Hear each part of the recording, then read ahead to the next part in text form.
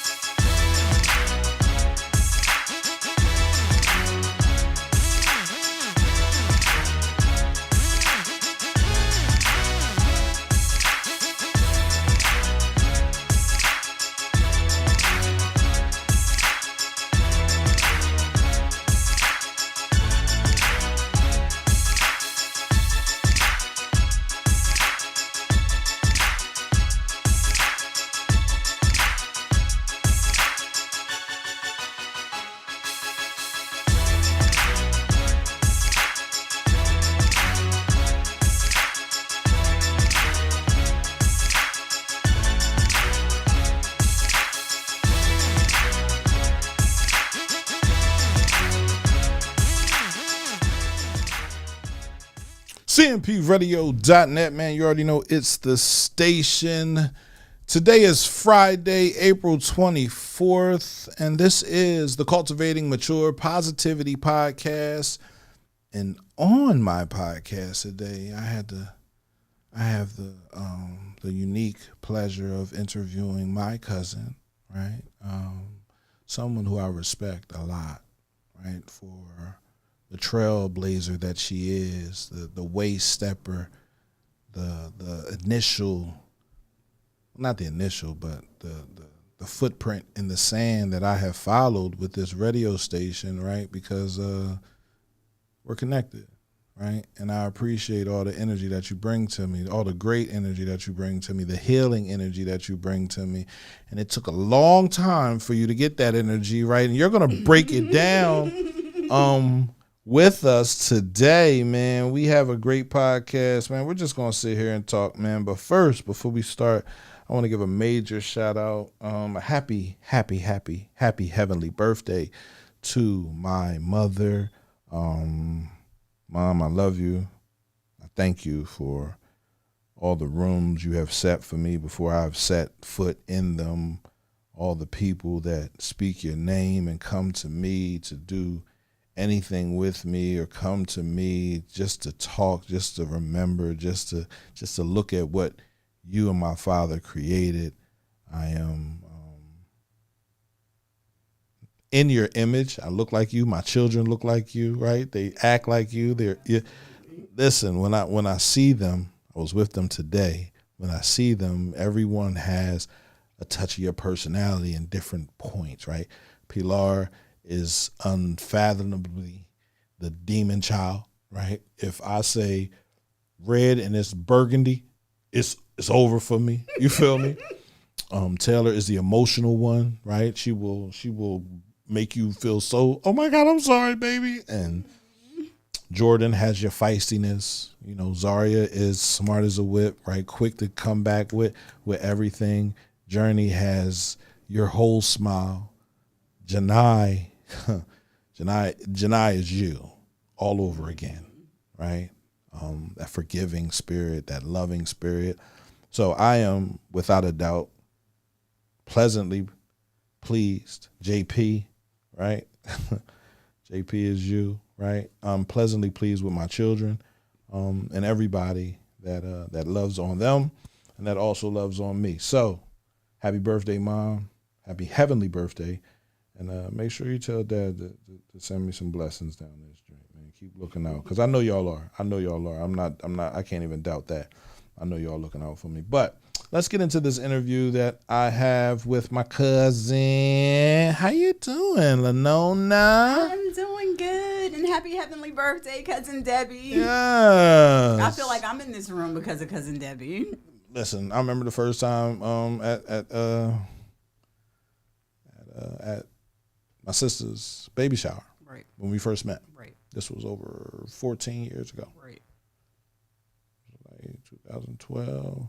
Bonnie had a stroke on that day. And remember my mother telling me I can't go, but make sure you're there, and you play the part you're supposed to play. I'm like, Mom, what you mean the part? I'm not. It's not a man not even supposed to be at the baby shower. But you were there. You were helpful. That was the beginning right? of the connection. That was the beginning of the connection, and we understood what we were there to do. And so I am, without a doubt, right, thankful for every moment we ran into each other in the city. Every moment you told me, I'm coming through. Mm-hmm. Every moment you didn't come through. We're here now. Yes. Right? I'm excited. And like I told you before, I offer this radio station to family, to people I don't know. I'm offer this radio station to you, yes, right? Because the things that you have found, the things that you have discovered, the things that the places that you've been, for the information that you have, needs to be shared with us. I'm gonna be here. You say that. I appreciate. Well, I didn't know until you told me. It's lip service. So let me just tell everybody: there is an opportunity right here. Right here. CMP Radio. Yes. Anyone. Yes. Anything that is of importance. Mm-hmm. You can come sit right here. Right. You can talk to the world right here. Right here. All right. And you get your copies and you can take it wherever you want to take it after that. Keep in mind it's a business, so you got to come with a little ends, right? I don't need a lot. Time is money and money is time. So y'all come on. Give my cousin some love and give your voice a platform. An opportunity to speak out. The platform is here. It's available. Come on, Chester. We Chester proud. Exit 6. Come on. You don't even have to be from Chester. No, you really. Anybody that has a voice, that's hearing what we're talking about, the platform is here. It is. Come and holler at my cousin and speak your truth. And it's not going anywhere. I was just in the car with my son, so we was trying to get his car fixed today, back and forth, on top of everything else that we were doing as a family. And I was like, man, if I was to hit the lottery. He was like, if you would have hit the lottery, Dad, what's one thing you would definitely do? I said, I would get a beach house because I love the ocean. Me too. Right? Put me by the beach. I'm going to have a couple. I don't have to, I'm going to have a couple. I don't have to go too far, right? The radio station is still stay here. I said, but for my community, I would build a youth center. And not just any typical I'm talking about, Olympic-sized swimming pool, you feel me? Like another swimming pool for the little kids on the other side with the big bucket that tips over, all that stuff. Yes. Right? Next floor up, you feel me? We'll have classrooms, you feel me? Computers in the room, you feel me? Like next floor up, guess what? We'll have bedrooms. Okay. Right? And he said, bedrooms? Why bedrooms? Now, understand. I'm not saying for anybody to come in and play. I don't want anybody to come in and play.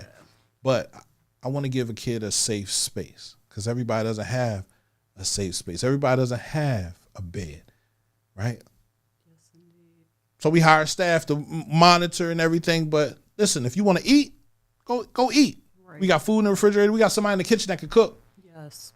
Late night. Yes. You feel me? Like now during the day, you can't be here because you got to go to school. Right. But you feel me? Your report card straight, everything's straight. Like it's a couple rules you gotta have. Mm-hmm. Gotta have good attendance in school. You feel me? But yeah, you can stay here. Oh yeah. Right? Yes. So it's just those are the types of things that I know my community needs. I know my community should get behind. These are the types of things that we should have. But I know how hard it is for us to work together to get things done. I saw a post today where my man said integration ruined everything. No, segregation ruined everything. Or was it integration? I don't know. One of them grations ruined everything. And the other one was better for us, right? Because we were working with each other. We were helping each other. We were supporting each other. Black doctors, black lawyers, black accountants, black plumbers, black builders, black carpenters, black everything working in a community to help each other. Yeah, that had to be segregation because once we integrated, it was over. It was over. Right. So it was like, I thought about it. I was like, man, he's not lying. But I said on the comment, right, now we have people that want to get into the room, and now we're fighting over the best chairs. And room for everybody. it's not even it's room for everybody, yes, but that's not our room. So True. So as long as we're fighting to get into a room that's not our room, we'll keep fighting each other, and then they'll just sit there and look at us. Yes. Look at these fools. Yes. Look at these nuts. Oh, they're fighting over a chair.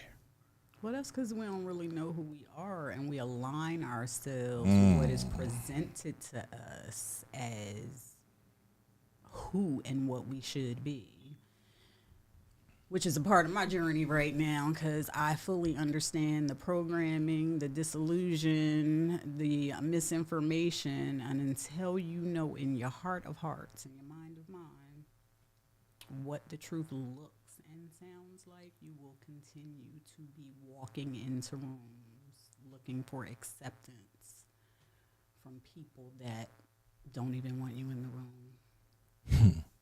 Hi, Miss Tracy. Tracy Williams. Living My Truth is here. She has a podcast. Comes on every Wednesday night at 7 p.m. Make sure you're checking her page out and you're checking out her podcast. I just want everyone to talk. I just want to get the communication out there for everybody. I'm not trying to run anybody's business, but I have it. I am helpful. I know you got it. But I didn't have it before. I know. I wasn't connected to the vision. But as soon as I got a line, Right. you see what I did? I was like, all right, we need to talk. Look, man, she's an author. She's an author. She got a book, man. She got a Designed to Heal, Organize Your Life Planner. Physician, Heal Thyself, right? A journal and sketchbook, right? This is mine. She gave this to me. Like, I don't need any more journals, man. I believe that creation is in our thoughts and our writing, right? I wrote about the radio station because and I went to therapy and I was trying to fix myself, right? I was like, I was doing the wrong thing, trying to get the right result. Yep. You know, and when you do it that way, you'll get close enough to it, and you'll be able to grab it and to keep moving. Yeah. All right. So I had to go to therapy and sit down and understand who I was. Yes. And what I saw. I love therapy. And why I felt the way I did. And I can be honest, right? 2016, I went to therapy and I thought I was fixed. Mm-hmm. I did, right? I really didn't. That's not as bad as before. Mm-hmm. Like I'm not married anymore. Mm-hmm. You know what I mean? I'm not. But I was still doing the same things, right? Yeah. And it really took for my mother to pass away. Oh, really? And I said she was my cover. She covered me from a lot. Mm-hmm. She protected me from a lot. Mm-hmm. And when she passed away, that cover was gone. Mm, you could be seen. Now I'm exposed. But I was already exposed before. Yeah. But now I'm even more exposed because I went to my mother. I talked to my mother. You understand what I'm saying? Like me and my mother had conversations. Yeah. You know what I mean? Like, and the night before she passed away, when she told me she was proud of me, I was like, yo, like that's all I ever wanted. Yeah. I wish I never called her. I wish she never told me because the next morning she was gone. She told me that all the time. Right. And it was like, I'm proud of you for who you become. I didn't think you would stay with the radio station because I know there's no real money in it. Mm-hmm. I said, there is. I just need to focus on it. And I was working 2 jobs and I was making good money, but I wasn't happy. So it was like, all right, I quit both jobs. After my mom died, I thought about it, and it just didn't work. I knew I had to get my life together, right? Making $150,000 a year and making money from the radio station and giving most of that money to the community and helping different people and organizations was a lot. And I did that for 7 years.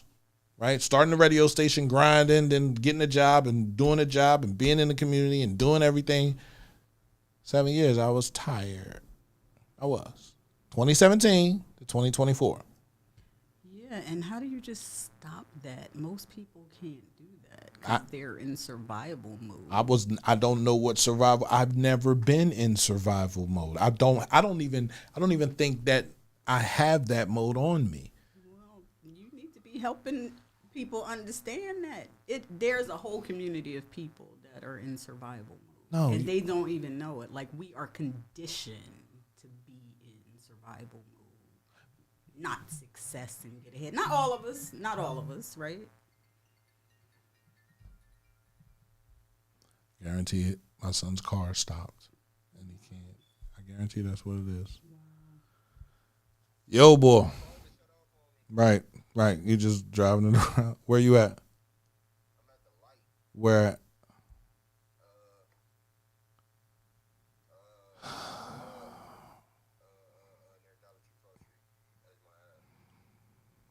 Doing a podcast, JP. Calm down. Give me a couple minutes. Give me a couple minutes. Calm down, JP. Calm down, please. Give me a couple minutes.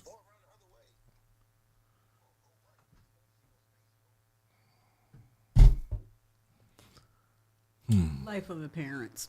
It's never over, right? It does not stop. It doesn't. But we're going to continue talking because he has the person's number he can call, and he has to call them. Okay. He has to learn how to survive.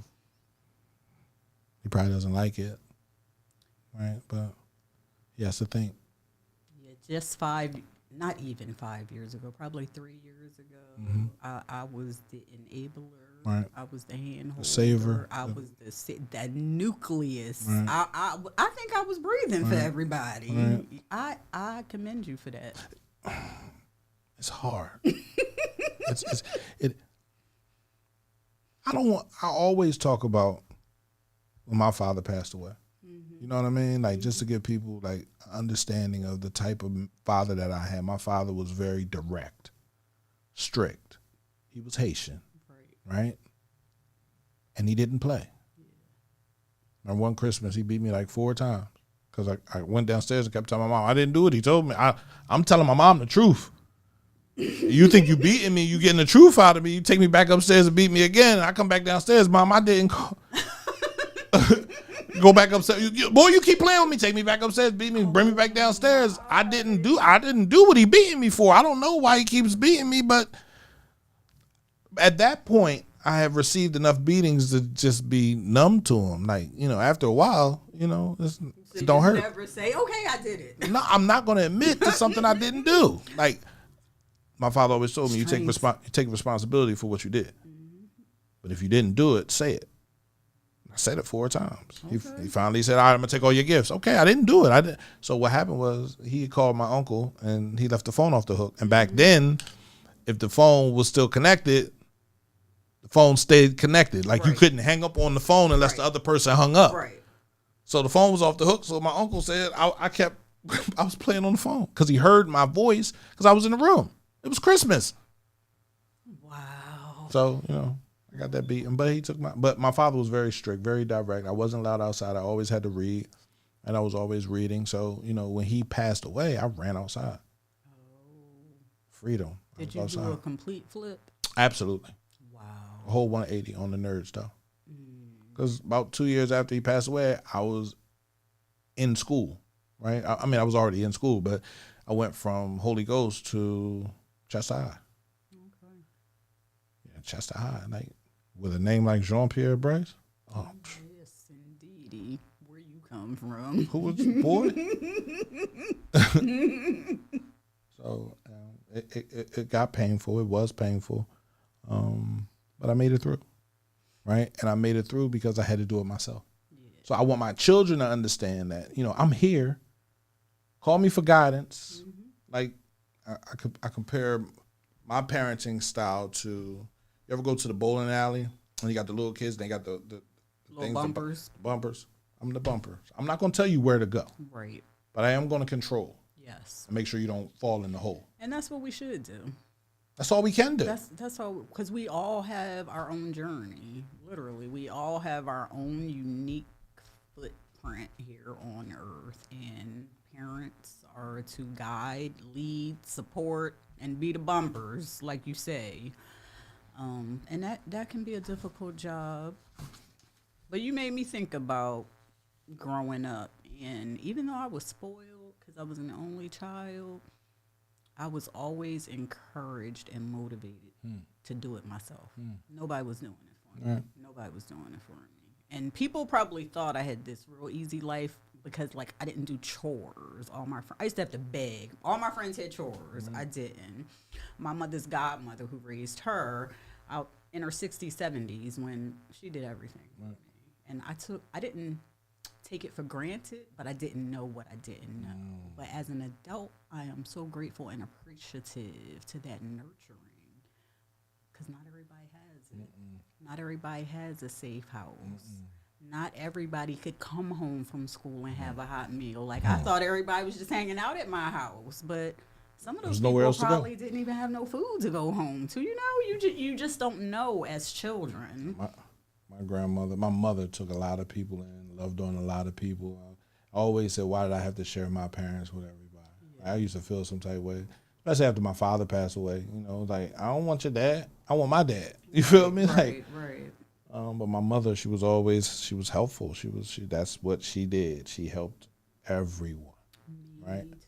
And I don't know if that's a family situation. I don't know if that's just where we come from. Like, our hearts are that open to help, to want to help, or maybe we're that indoctrinated into the ways that we were before, right? And we don't see the world the way everybody else sees it, or we're not chasing monetary. Because it's like when you chase money, you don't care about nobody, right? How can you?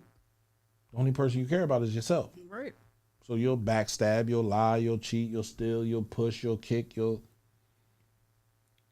And for a while, I felt like I was chasing money.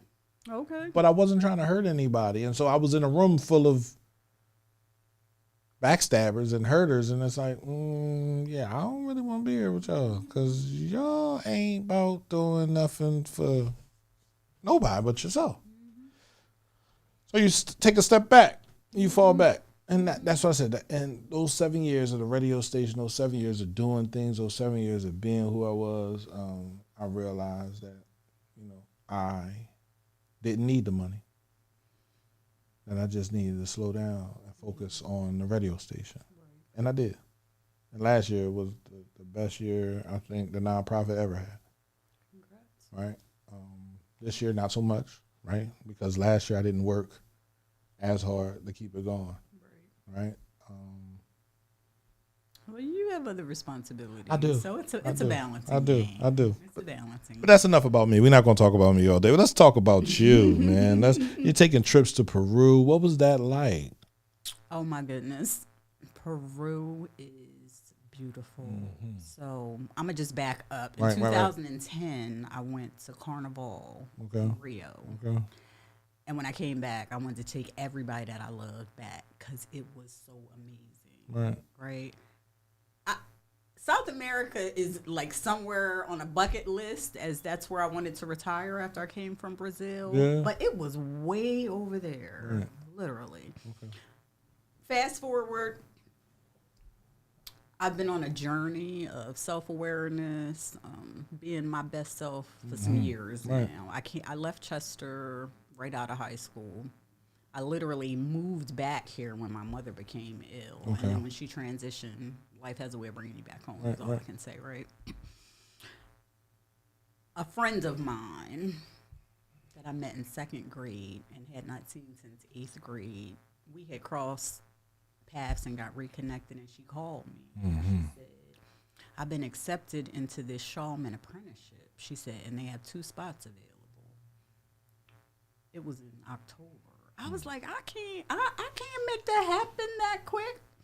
The fast forward, I made it happen, and from the time we hit Peru in the air, I knew I was somewhere different. When I tell you the mountains and the elevation is kissing the clouds, and the people there, it is laid back. We would have to turn back the dial maybe 100 notches to be where they are. And it's not like, sometimes they say in the South things move a little slower than in the North in this country. It's nothing like that. It is literally people who are peaceful on the inside, and you can feel it resonate on the outside. There's no road rage. People make everything they sell. They grow all their food on Sunday, like this marketplace. It's a big square. Church is going on, and about 200 families are out there with what they've been making and growing, and they're selling. And people are out there just buying. Why not? And all of the stores that you go to there, that's how everything is. Wow. And I'm not talking about something they making where you come and I need this tomorrow. Right. I'm talking about things that take like 2 years to Wow. make, because they literally are weaving and everything by hand. Everything by hand. We're in fast pace. But for me in Peru, I was called there literally. As soon as I arrived, I knew I was called there. Ancestors, mountains, Mother Earth. I've gone through life my whole life not being able to look at anything that's alive and not see myself in it. One source. All living things. Right? Regardless of the religions that separate us and keep us disconnected from God, right? Personal opinion. Personal, right? And I agree with that so much. Right? I felt alive. I was so thankful, grateful, and appreciative to be on a land that just hugged me from the air in the airplane. Wow. I kid you not. Right. And then I was over there, the class that I was in, I lived, I stayed in Sacred Valley.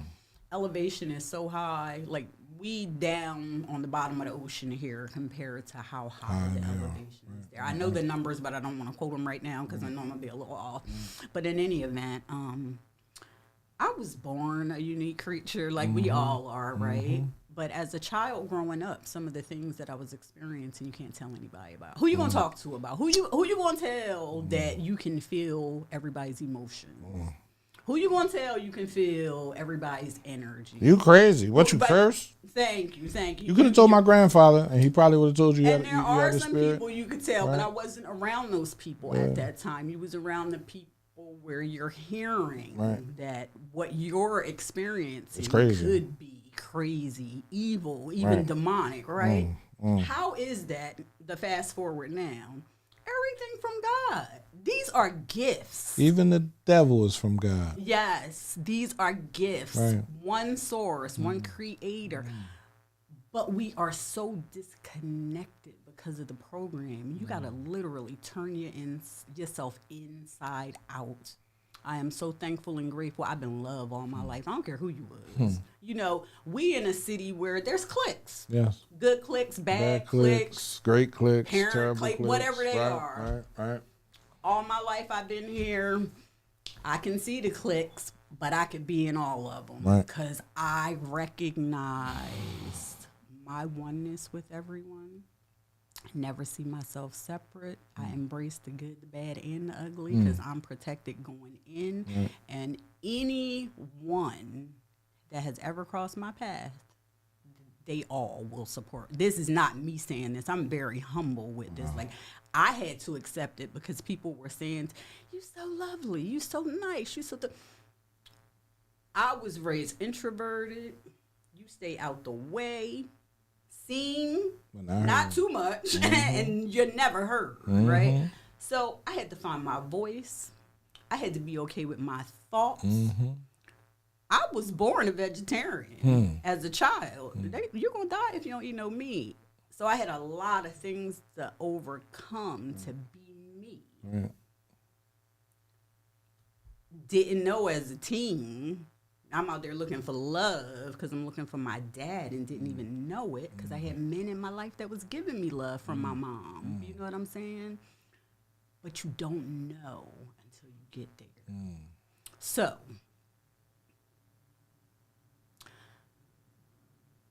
I did a DNA test to find my son's father because I didn't know who he was biologically. You get grandchildren, you know, your goals and your expectations and who you are change, right? You don't want any mishaps. And I decided to do a DNA test to put me on record just for future generations. I had no idea I was going to actually find a dad and 6 siblings and a large family. Wow. Dad is sick.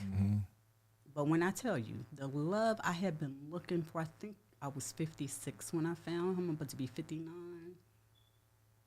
Crazy. Let me tell you what I did. Isn't she lovely?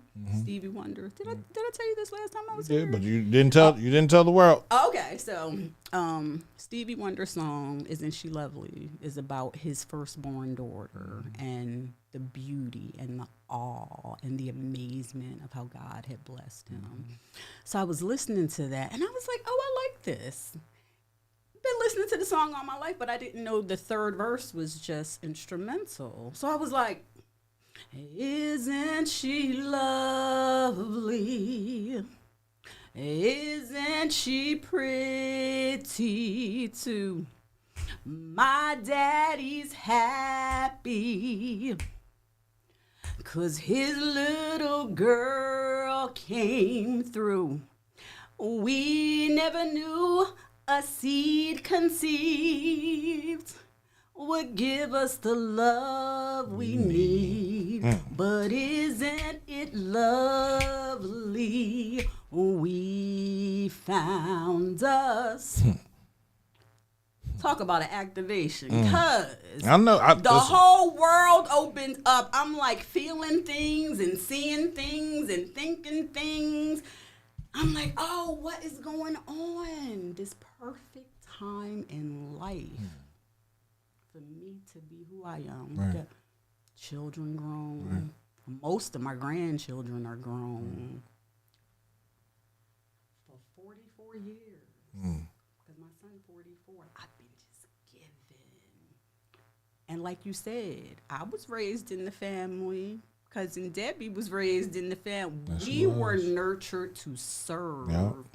I have had people live with me. To this day, right now.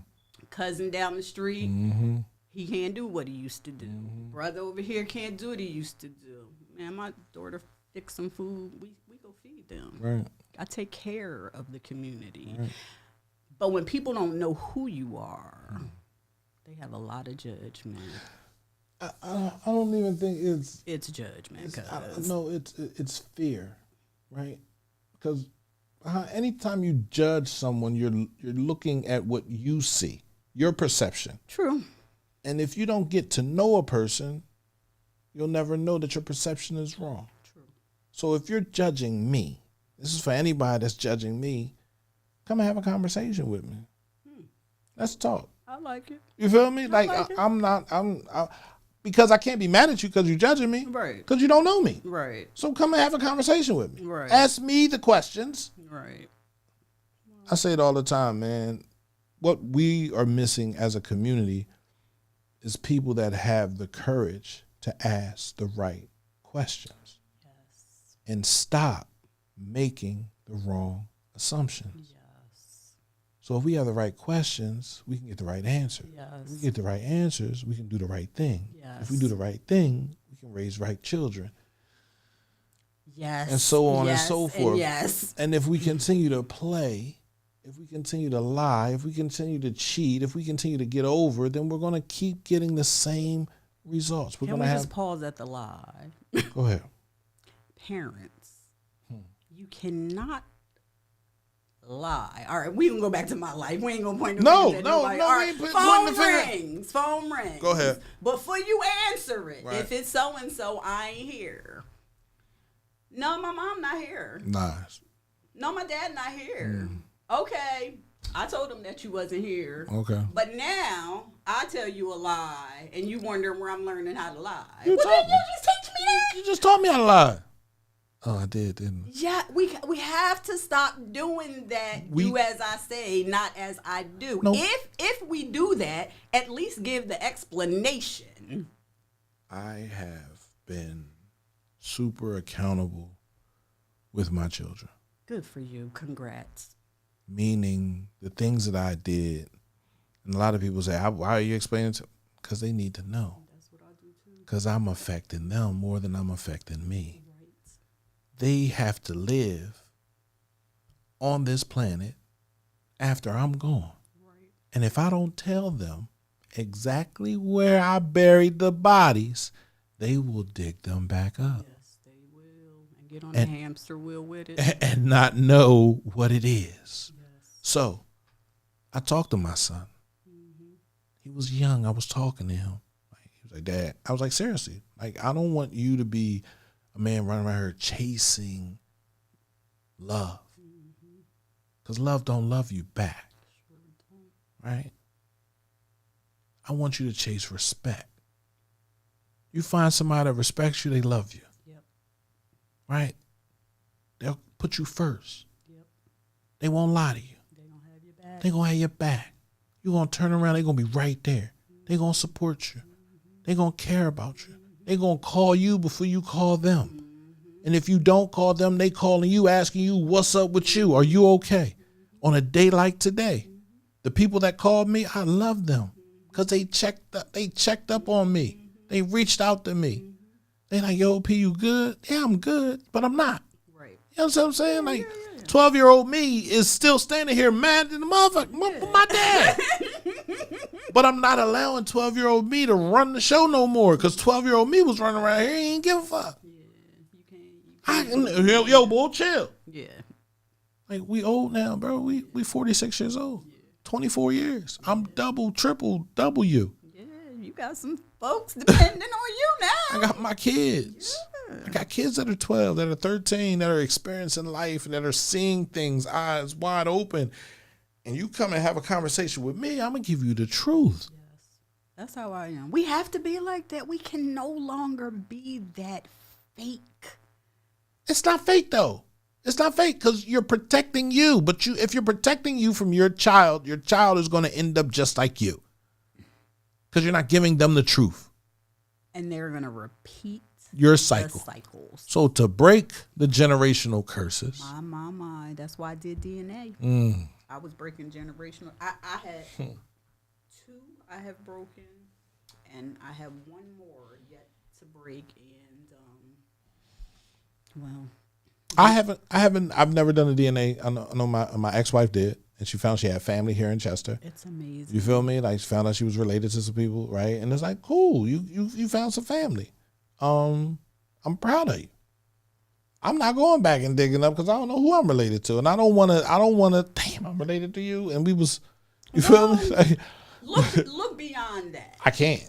Because I can't. I learned some things. Like, I think he's my 8th great grandfather on my dad's side, handpicked by George Washington to serve as a general. William Penn is showing up on my chart, but I haven't gone down the rabbit hole yet because it's deep. Because the records show he left no offspring. He had a stepchild, but it's some other stuff linked in, right? Absolutely. The incest. Disgusting. A first cousin, her parents were a cousin, her parents, first cousins, married with children. They didn't know. I don't know if they knew, but I don't think they knew. They didn't know.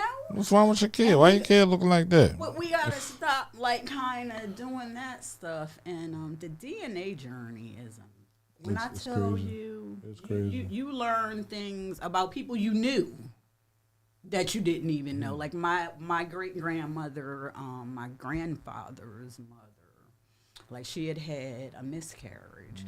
So they talk about the children, but they don't talk about that kind of stuff back then. But it's public record. So when I found that, I told my mom about that, and she was like, "Really? No, I know everything about grandma, blase, blase, blase." So, I don't know. I'm just finding that for me, this is the best part of my life because I get to look through my own lens and see what's going on. I can observe what I see. I can recognize patterns that people have in their behavior and we don't even know. Like, I looked in the mirror one day and was like, oh my goodness, I turned into my mom. And then you take the bits and pieces that you don't want to have as a part of your life and you get disciplined and you change your life. I came home. My mom had burned herself cooking. She had lost her sight to diabetes. Only child, come back home. And I went radical after that. And I was eating pretty healthy compared to how some people eat. Right. But I did a serious thing. I ate only foods that were pH balanced. I was determined not to become what I was seeing. Right. I had been gone like 30 years, and I was running into people who were my age in the hospital getting transfusions and stuff. And I just didn't want to be that. So I started a nonprofit to teach people to grow healthy food, eat healthy food.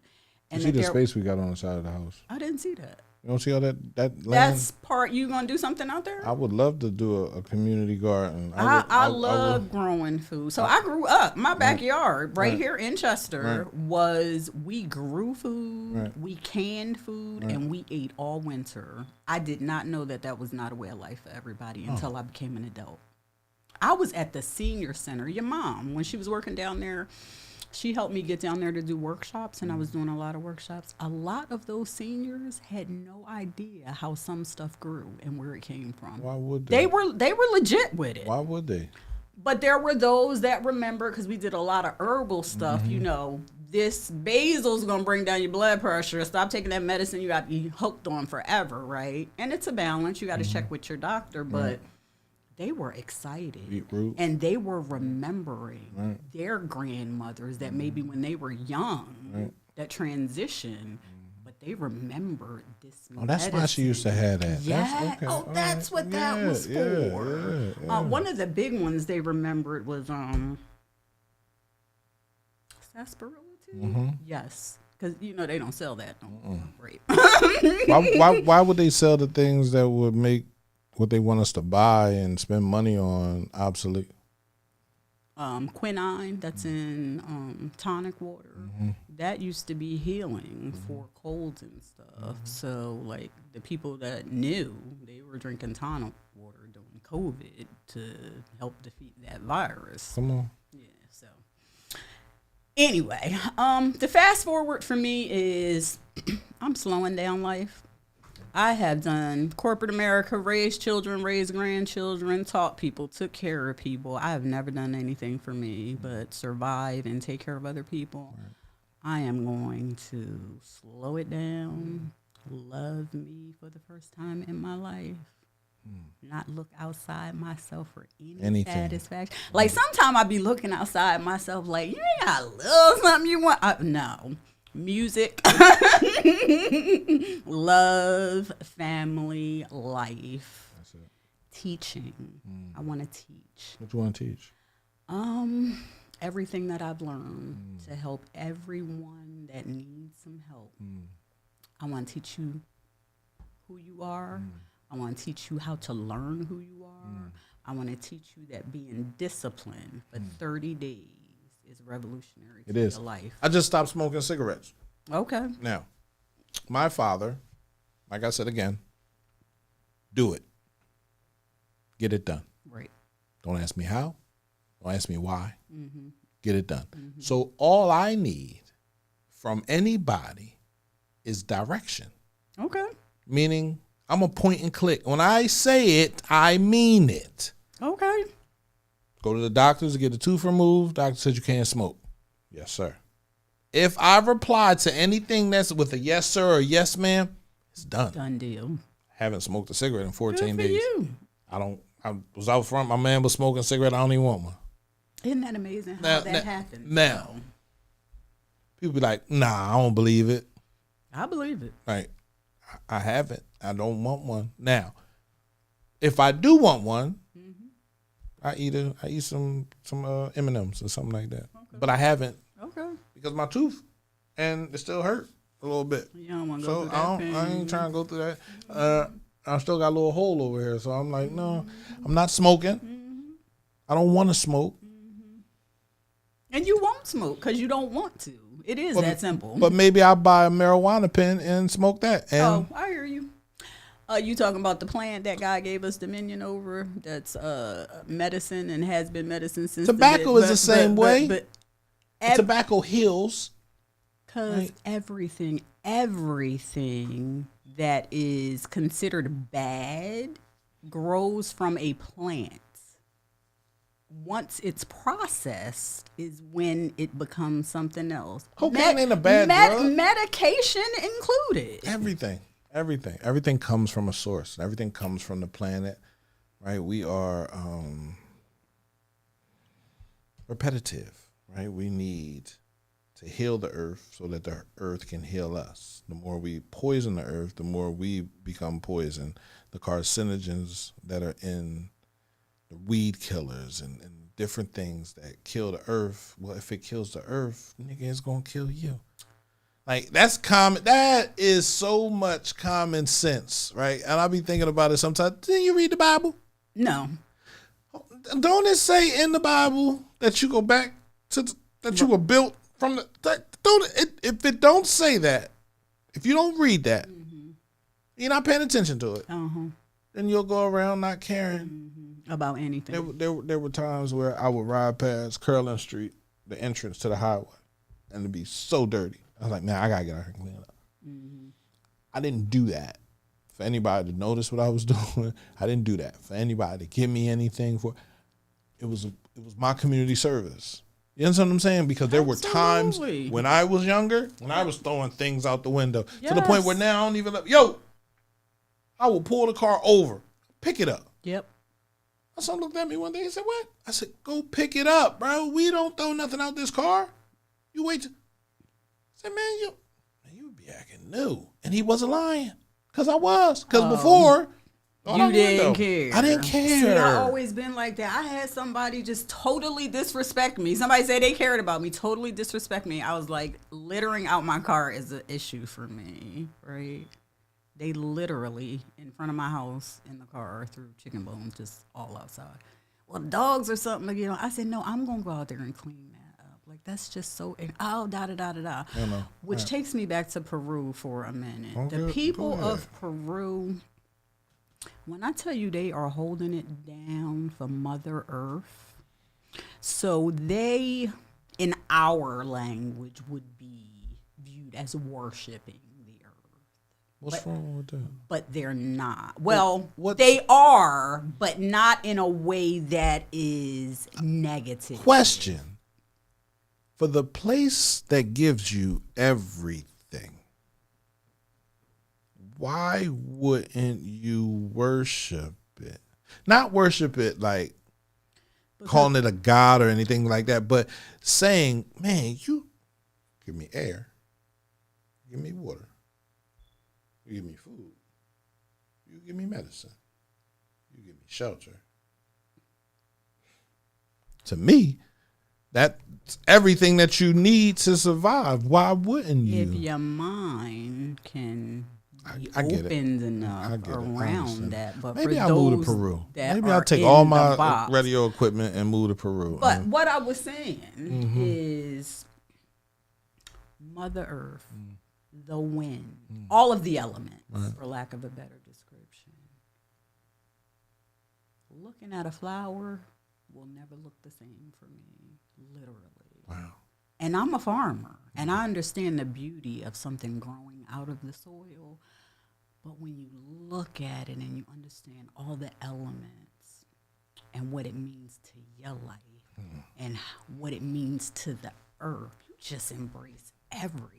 You don't have no other choice. I mean, literally. No other like choice. The snakes, right?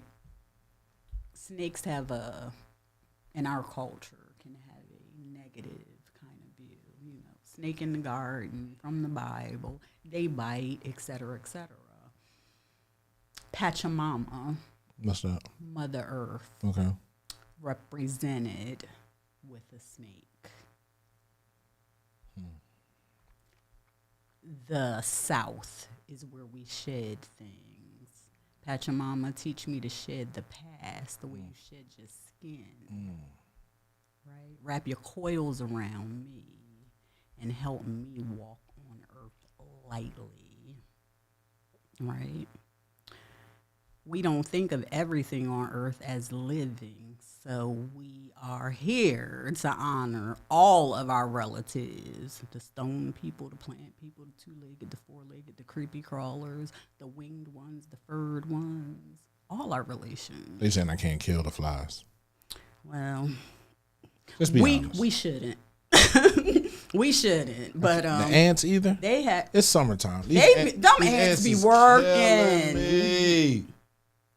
The bees, the mosquitoes. The mosquitoes too? You should. I'm going to send it to you about the mosquitoes. Once you see the power of what they do here on Earth and their purpose, you might not want to kill one. It's just bite. I'm just supposed to I'm let it just bite saying. me. I'm with you. So what you're saying is I'm supposed to let the mosquito bite me. That's what you're telling me. Talk to it. I'm not talking to the mosquito. Get away. It's not gonna get away. And then you give it a chance. While I'm talking to one, about 50 others are biting me. Yeah, well, right. You wear something. You put on some insect stuff to protect you. Some natural stuff, some essential oils. Okay. They don't really like that. Right. I don't like essential oils. They be smelling too strong. So I'm just embracing life, and I'm proud of you. In Peru, I had this. I was a year ago. I was a person. I don't like rituals. That's why I can't really do religion. I don't like rituals. Right? What you mean rituals? Things you are expected to do over and over because of something. There's a result in what it is, right? But when I went to Peru, and I was like, oh, so you need some rituals are good. Absolutely. So don't you brush your teeth? Yes. Okay. So like every morning you wake up. Every morning. Don't you go to the bathroom? Do you go to the bathroom? Yes. That's a ritual. Yeah, you got to think outside of where you be in your head to get there. Okay. Because, like I said, a little while ago, I was like, oh, I don't like rituals. And now here I am. Oh, I need these rituals in my life. You need them. You need them. Every full moon, I do a fire. In the winter, I did an aluminum pan with some matches and some toothpicks and everything I want to get rid of in my life. Put it in the fire? I put it in that fire. A ritual that I had not been doing, but I understand the importance of that. Our intentions really do create. You said you wrote down the radio station. I wrote down a 3-hour one-woman show and didn't even know I was doing it. I was writing about my pain. I was writing songs. I was writing poems. John Carr posted something about fatherless children. I was like, hold up. I wrote a piece. From there, my show. We birthed my show. When did your show? When you doing the show? It was over Brothers, like 2017. Yeah, when you doing it again? Hey, I'm just going to do it one time. That's the problem. Y'all do things one time. Nobody does anything one time.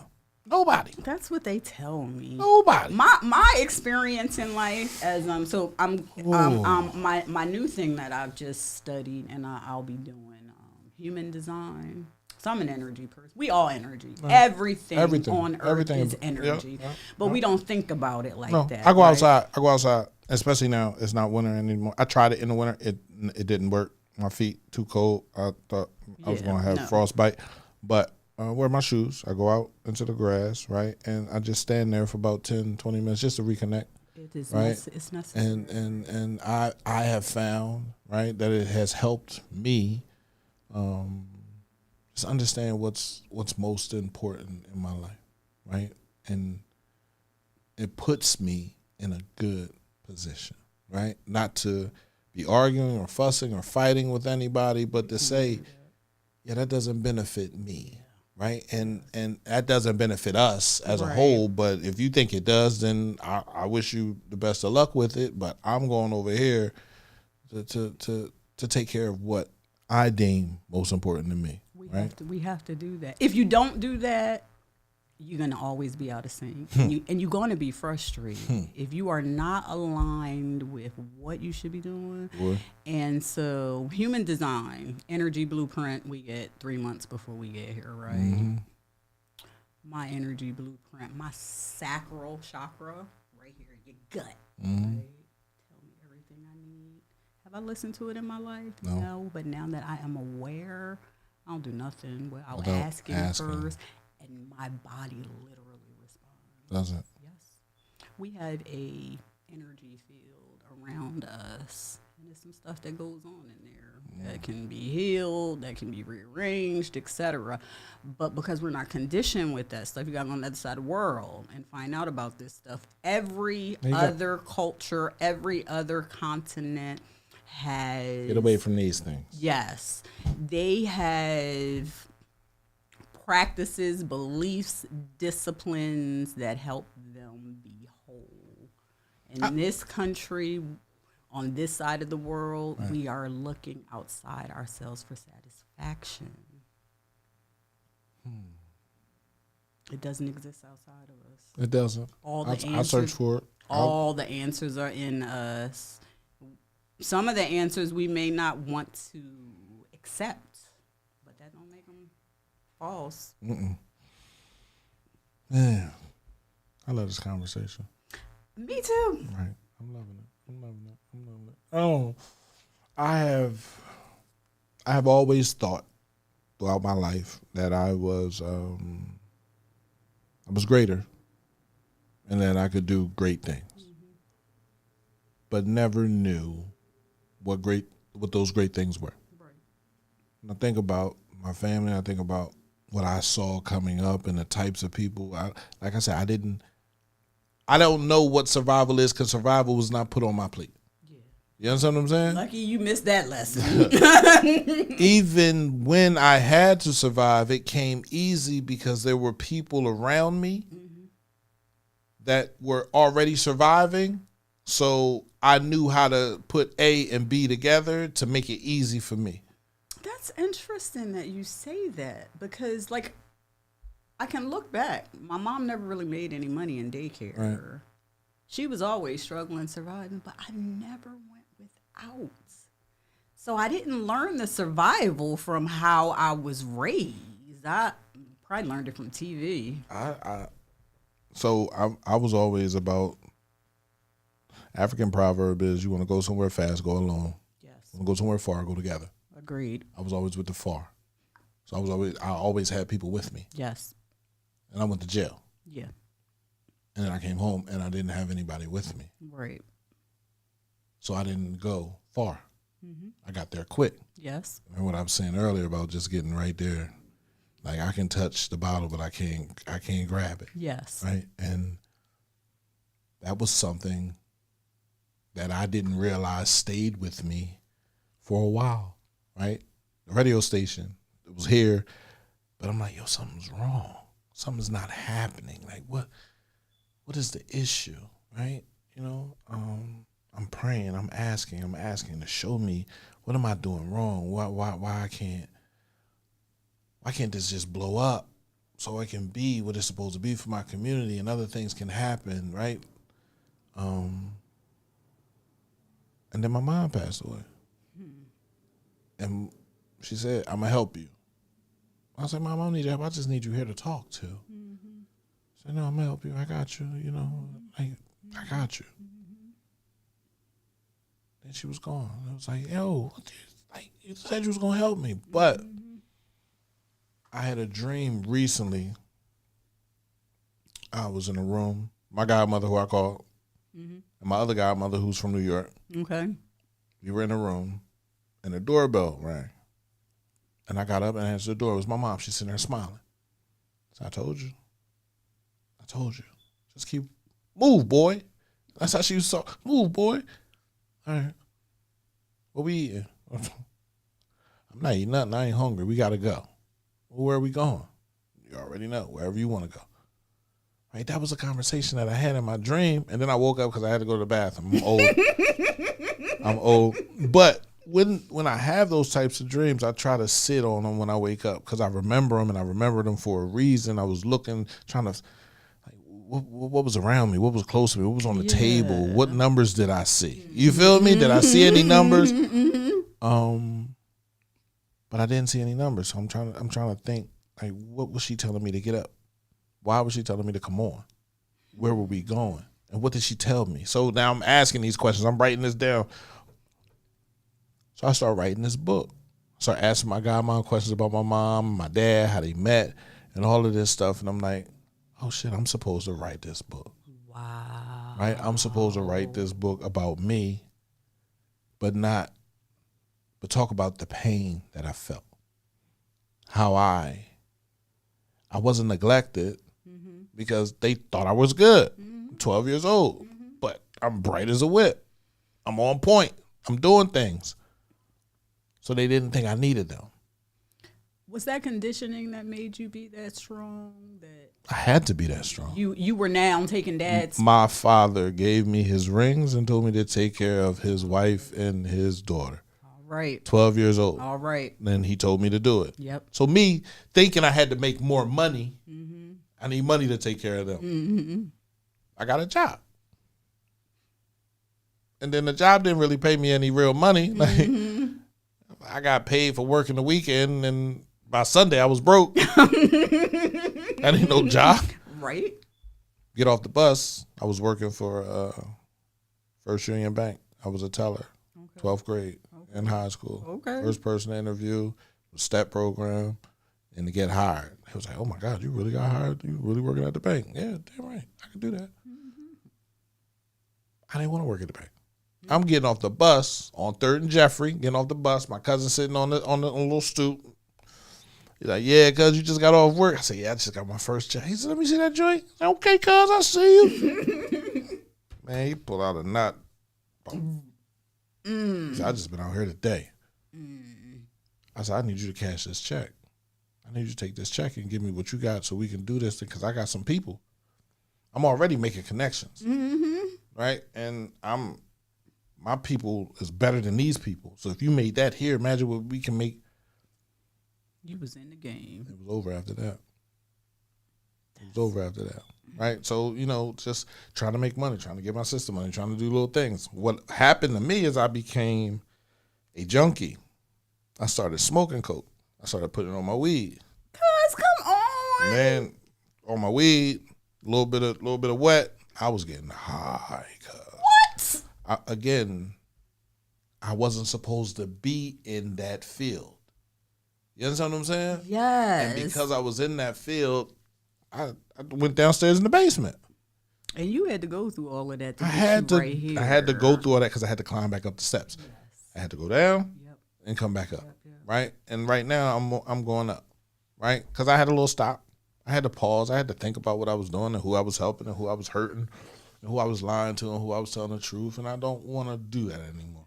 Man, I gotta commend you. Do you know the people that don't even go downstairs that still don't stand as tall as you do?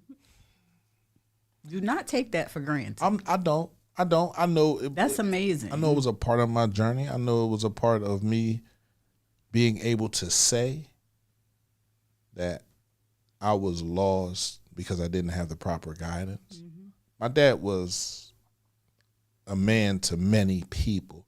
You run around the Benjamin Banneker grabbing all the people that were out there, not the drug dealers, all the people that were out there doing their thing, not going to school. He would grab them all up. No, come on. No, you're going to go to school. You're going to do this. You're going to do this. He would have them downstairs teaching them Spanish. And he said, Spanish will be the next language of this country. About. I'm still trying to learn it. I just went to my daughter's school today, and they had a Spanish translator from English to Spanish. And I said, oh, shit, I need to learn Spanish. I had Spanish 4 years. And the only thing I can say in Spanish is que hora es. We need to learn Spanish. I mean, what time is it? Yeah, we right. need So to learn. Yeah, I have to do that, right? And if I got to do it by myself, I got to do it by myself, right? Or if I got to do it with a group of people, that's cool. You feel me? But for real, Creole is my language. It's my father's language. It's the Haitian language. Right. I would like to learn that. Yes. Right. I went to the Dominican Republic about not last birthday, but the birthday before that, 2024. Okay. And it was beautiful. Right? And I was there, and I was like, damn, man. I was like, ooh, I kind of want to stay here. Yeah, this earth is beautiful. And when you think about the things that you have in your hometown and the things that there's not enough of in your hometown, you think about how people are fighting and name calling, beefing with each other over Nothing. over a rock, pretty much. Yeah. That can be split into many different pieces. So everybody gets a part of the rock, but you want the biggest part. Yes. And that doesn't make sense. Because it's enough for everybody. It's enough for everybody. But, you know, as long as we keep on fighting each other, we'll never realize that. I want to know, you wrote these books. Yes. These books, where can people buy these books from? Where can they get these books from? They are on Amazon.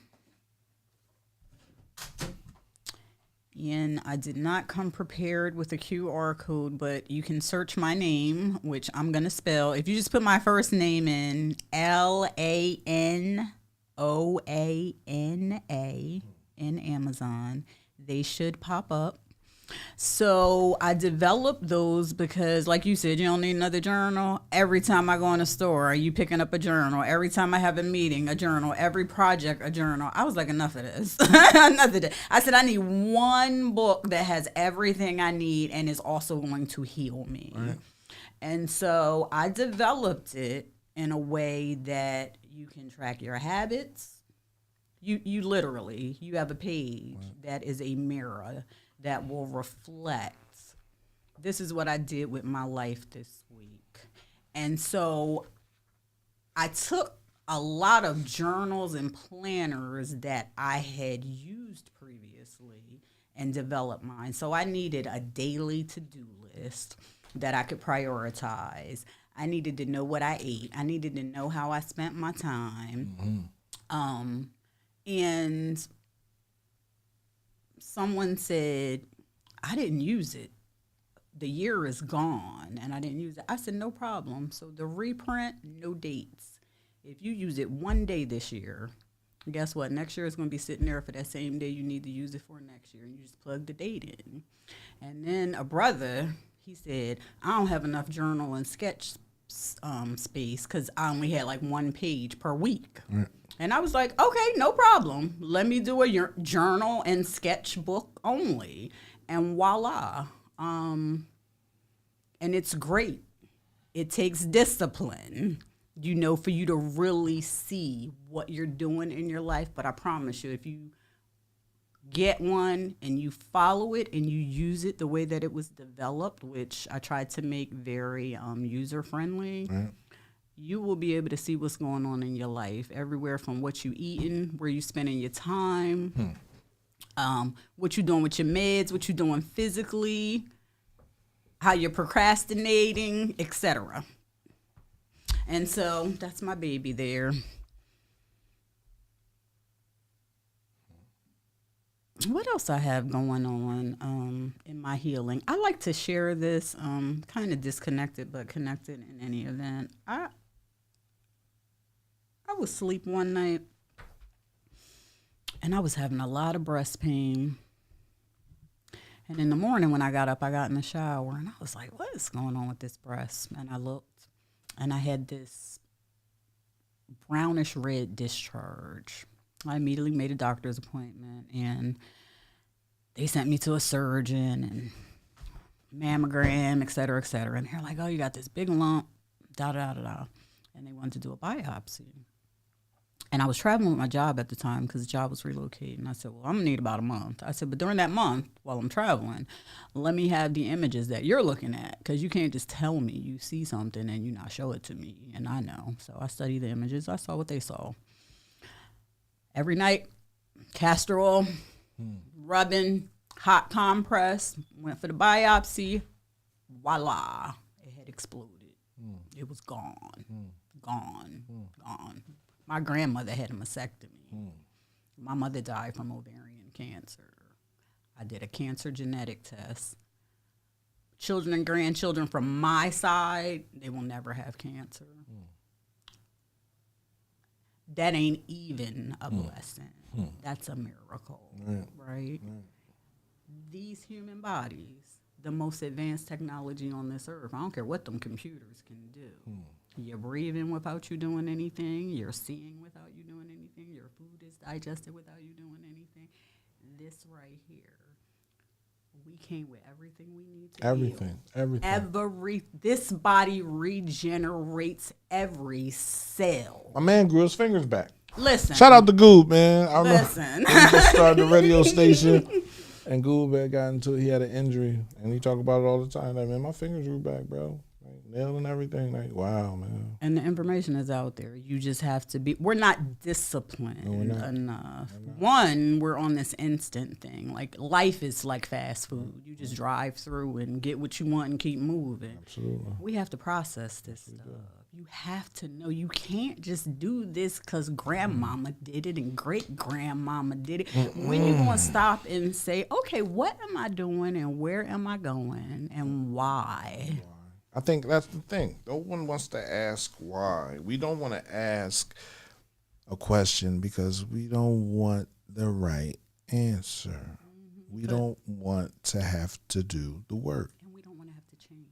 And change is uncomfortable. But it is so wonderful. It is. It moves us forward. It's beyond words. You can't even put it into words how great it is. Absolutely. Right? I know because I had to go through it. Yep. I had to experience it. Yep. Addiction had me. Right? I'm sure. I went upstate, and for the first time I was clean, and I actually heard my father's voice again. I never wanted to not hear his voice again. So I didn't come home and I didn't get high. Now, I don't get as high as I once did, right?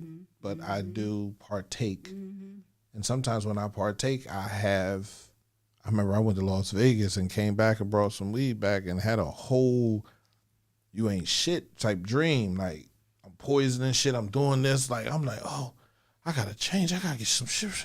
No, that's crazy. Like, God gives you the messages that you need. He tells you what you're doing, right? And you got to pay attention to what he's saying, right? And I'm not going to say take every word that you're hearing, but sometimes you just got to put it in the pot and let it make the stew that you're trying to eat and look at it and say, okay, that's what I have to do, right? So the radio station was something that I had to do. You feel me? And you doing it. I'm going to keep on doing it. But what I'm telling you is I want you to have a podcast. Okay. I want you to have a podcast. I don't know when. Maybe we can do it on Fridays. You feel me? Like, you know, the time that you make. But I want you to come and I want you to talk. I want you to talk to other people. Okay. Right? About what we sat here and talked about today. Healing. Okay. Right? Healing ourselves. Right? Healing our community. Right? And one cell at a time. One. Man, cuz I thank you. I do. Now, I appreciate you. You know what I love about my life, though? What? See, I listen. Right. I've never watched any of your podcasts. I've listened to a blurb of something, but I'm in my fast moving self. And I'm like, all right, cuz I love you kind of thing, right? I just started responding to things on Facebook this year. This is me coming into me, right? There was something you were vibing on when I reached out to you. And I was like, okay, I hear you. I hear you. We are aligned on here. All right, that's a platform. This your family. I heard Cousin Debbie even say, I told you. Come on, just go over there and talk to him. I know you can. And I'd be like, all right, Cousin Debbie. But I'd be like, in this lane over here, right? So you don't go over there. Absolutely. Whatever I heard, I was like, text. Like, it wasn't even me texting. You know what I'm saying? It was. Can we talk? Absolutely. Yep. I'm here. Right, you was right Anytime. there. 314, come through. And the crazy thing about me, I have my extroverted, introverted moments. Right. I was like, okay. You are doing this. This is what you're supposed to be doing. Yes. You know you wouldn't have did. I'm going through all of this. You know you wouldn't have been doing this a few years ago. I don't care what I tell people now. If you don't want to know, don't ask, because I'm going to tell you. I have no shame. In my game. I ain't hiding from nobody. Comfortable, confident with who I am, whose I am, whom I am, where I came from, where I'm going to. And if it does not look, feel, or sound like you think it should be, let's talk about it so I can help you. Understand. Right. I meet people where they are because we all on different journeys. And I have finally embraced I'm a little different in a great way. Differences give us life. We can't all be the same. And you can't judge a person because they're different than you, right? I remember when I was coming up, they judged me. They said, "Oh man, you talk white," right? So I did everything in my power not to talk white. Right. Then they say you're a geek. I did everything in my power not to be a geek. Then they say, "Oh, P's crazy with a gun." I did everything in my power not to be crazy with a gun. I became someone who I feared. I became someone who my mother feared. Not because I was going to hurt her. Right. But it was because I could possibly hurt myself. Yes. So she always used to tell me, "Be careful. I got you, Mom. I'll be back." And there were times when I know for certain my father curved a bullet. There were times when I know for certain he told me to leave at the right time because 10 minutes, 20 minutes later, I hear the whole drink got shot up or something happened. So I know I was blessed. And he guided me. When I went upstate, like I said, free of all the drugs. Not to say the drugs weren't there, right, or to say I didn't have the money to get them. I didn't want them. Because the first 3 days I was in there, I heard his voice. "I told you, dumbass." I was thinking probably like 8, 9 years old. I wanted to go outside. We were living in the Benjamin Banneker on the 3rd floor. I'm looking out the window. He tells me, see them 3 boys out there? You go outside. You'll end up upstate like them. Wow. Now check this out. I'm looking out the window. Who do I see? Those same 3 boys. You are kidding. I told you so. What? Bro, when I hopped up on that bed, I cried like a motherfucker. I cried. Oh my God. I cried. First, I didn't know what it was. I was just looking out the window, and I told you so. I said, "Sully, what you say?" He said, "Man, I ain't say nothing to you." Look out the window again. I told you. And I just felt, it's like he touched the back of my spine and just went all the way up my head. And I was like, damn, you did tell me. I didn't listen. And by that time, I had already been locked up for at least 40 days. So now everything that was in my system was out. You feel me? Like I was sober. You're fully aware. Yes. And Dad got your back. You got to go through that. Guess what? If you didn't have that experience, you wouldn't be sitting here having this conversation. I know that for a fact. But we don't know that when you sitting there. When I'm having that, when I was going through that, I didn't know what I was going to do. Right. Like, I didn't know a radio station was in my mind. Yeah. You feel me? Even though I always wanted to do radio, I didn't know that was something that I could achieve on my own. I didn't go to school for this. Right? I don't have a college education on this. I walk into rooms with people that have a college education, that went to school, that paid for things, and I'm like, yo, I need to learn from you.